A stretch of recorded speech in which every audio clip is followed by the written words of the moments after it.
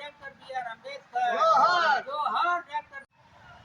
RSS గూండాలు మతోన్మాదులు supreme court న్యాయవాది అయినటువంటి గవాయిపై కూటుతో దాడి చేయడం అనేది అమాసమైన చర్య.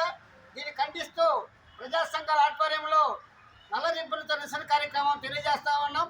జోహార్ డాక్టర్ బాబాసాహెబ్ అంబేద్కర్, జోహార్ డాక్టర్ బాబాసాహెబ్ అంబేద్కర్. అరెస్టు చేయాలి, గవాయిపై చేసిన దాడి చేసిన ముద్రలు వెంటనే అరెస్టు చేయాలి. సుప్రీంకోర్టు న్యాయవాదిపై దాడి చేసిన ముద్రలు వెంటనే అరెస్టు చేయాలి. సుప్రీంకోర్టు న్యాయవాదిపై దాడి చేసిన ముద్రలు వెంటనే డాక్టర్ బాబాసాహెబ్ అంబేద్కర్.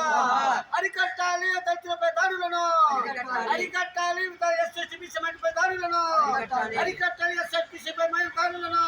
డాక్టర్ బాబాసాహెబ్ అంబేద్కర్.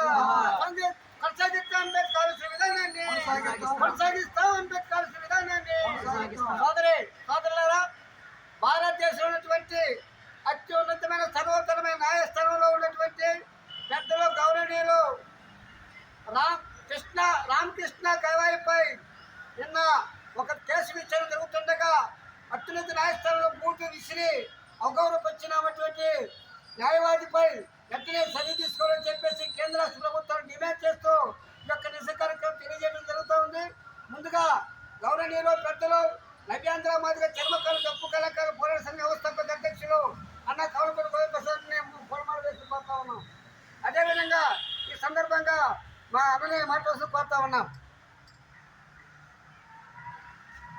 పెద్ద ప్రజా సంఘాల నాయకులకి మరి జరిగిన ప్రతి ఒక్కరికి కూడా మాది వందనాలు తెలియజేస్తున్నాను. నిన్నటి దినమున